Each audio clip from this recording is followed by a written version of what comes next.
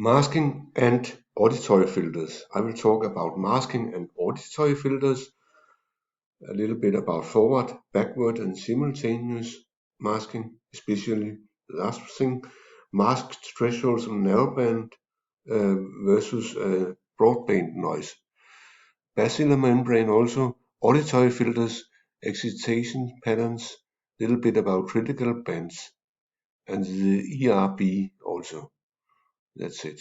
So we have I will talk about we have a basic communication mode, speech production, source and transmission, and acoustic area, channel and noise, and receiving speech perception, receiver, and how response on the speech on the receiving, auditory perceptions and auditory physiology.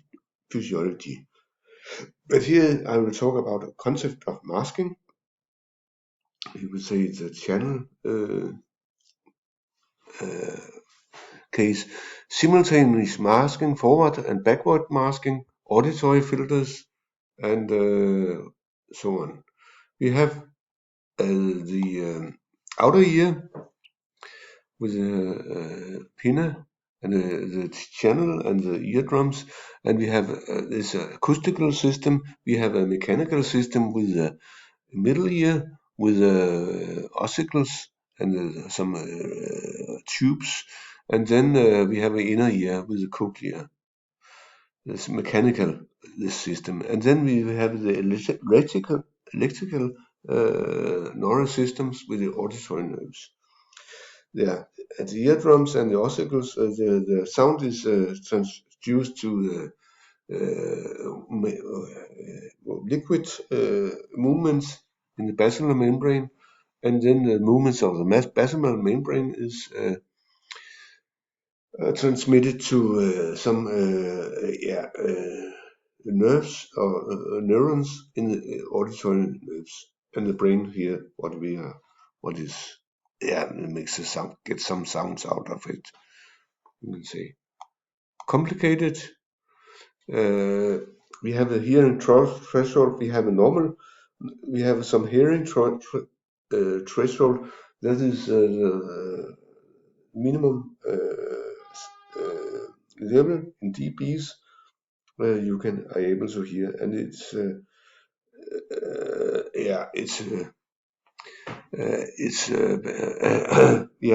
was called the frequency dependent. So about when you have a resonance frequency about 3,500 hertz, the threshold is the minimum. So from 20 to 20,000 hertz is a possible range. You have some hearing threshold. For normal people, 18 to 25 years, 2 years, 2 years, and free field and no background noise, and so on. Okay, we have some simultaneous masking, I will say, mostly about this. We have a power integral of power spectral density. We have this LBN. We have this spectral level. It's a dB per hertz, and we have the sound level, the total sound level in the bandwidth. Yeah. So the total bandwidth is sound level. Total sound level is spectral level dBs per hertz plus 10 times 10 log 10 logarithm of the bandwidth. So it's good to have some numbers. So if you have a spectral level of 30 dBs and a noise band of 100 dBs, then the total level, the sound level, the total level, you can call it, is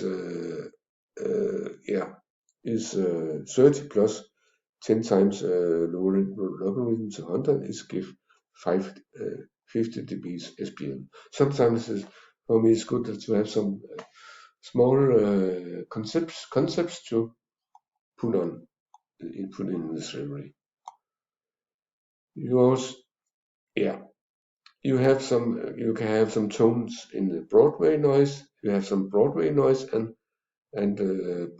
masking thresholds in Broadway noise. It shows up. Then you have in Broadway noise, you have a frequency of test tones. If it's more than 500 dBs, it shows up 500 Hertz. Then the level of test tones should be increased by 10 dBs per decade. So if the frequency is 10 times more, then the 10 dBs add in the level of the test tone. Or you can say 3 dBs per octave. If you go from 1000 to 2000 Hertz, then the test of the level tone will increase 3 dBs in this masked broadband noise. You also have narrowband noise, and it shows up that if you have a frequency of a test tone logarithmic on the first axis, and you have the second axis a level of the test tone, then this patterns, the shape of the masking curves are almost independent of masker frequency, but only if the first axis is logarithmic. Yeah, for instance, 1, 10, 100, yeah, so on. Hertz. We have a mask threshold. What is that?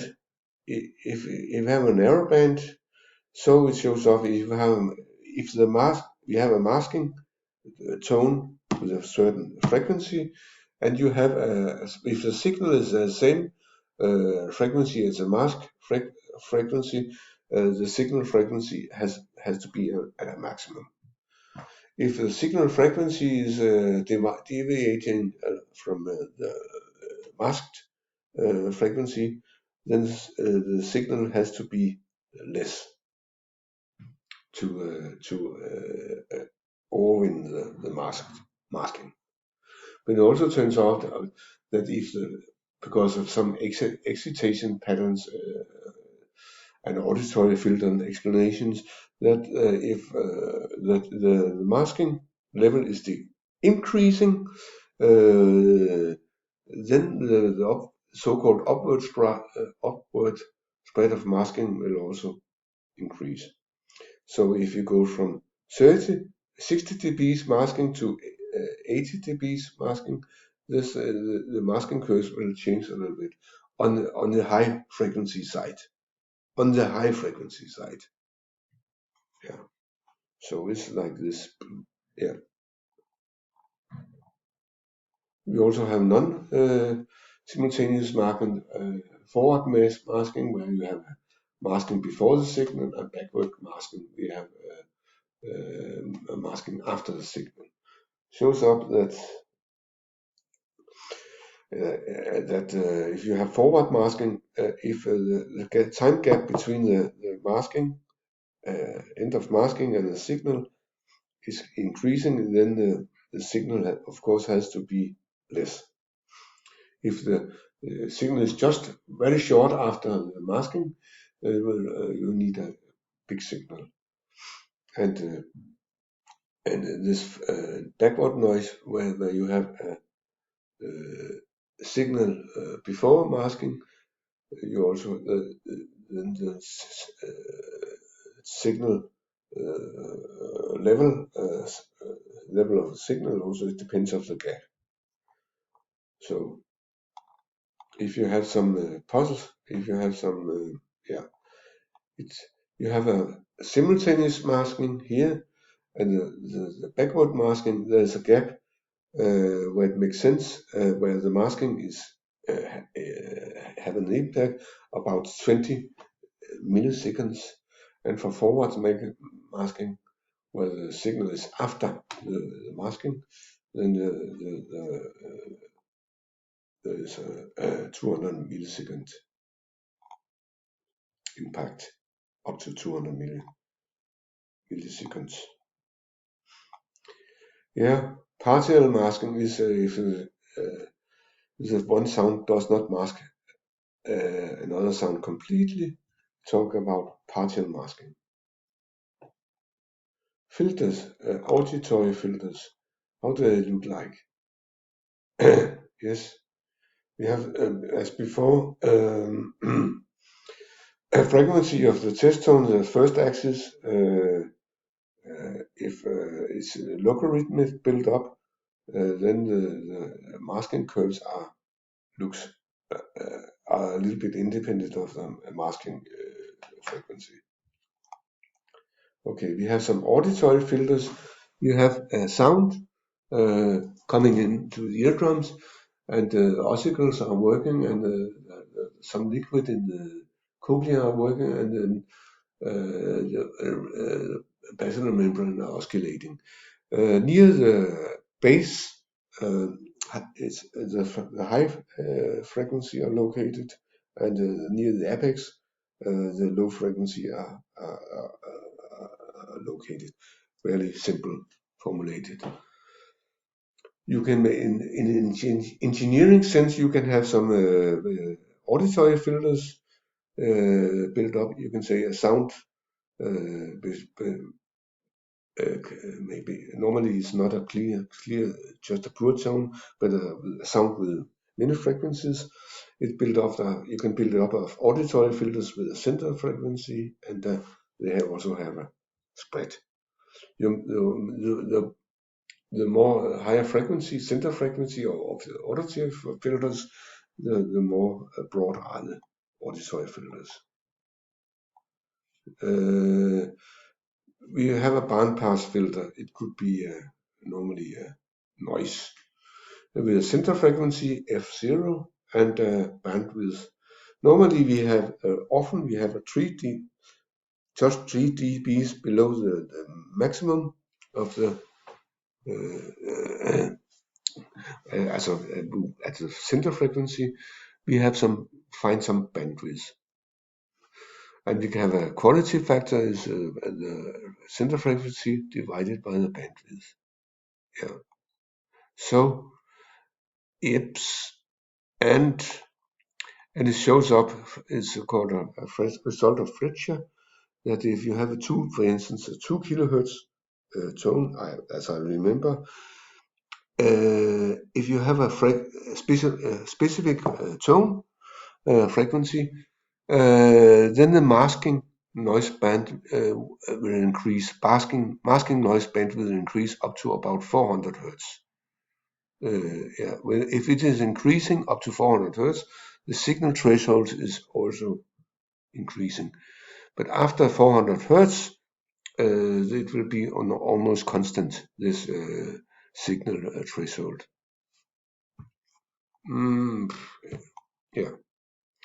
We have auditory filters and increasing bandwidth. When you increase the bandwidth, noise bandwidth, you also need a higher signal. Yeah, normally. So you can say you have some noise in a band, have noise, and in the middle of this there's a gap. Yeah, and you can make some mathematics on it. If this auditory filter, if it overlaps the noise, so it needs, the noise is bigger. If you avoid a noise from the auditory filter is is not involved in the noise bandwidth, so we have no noise involved. Yeah, and you can have some test tone power threshold is an integral of the auditory filters and noise, so you can calculate it. We didn't do it much in the course, but there are some terms, integrals of the frequencies, and to get a test tone power. Yes, that was part one.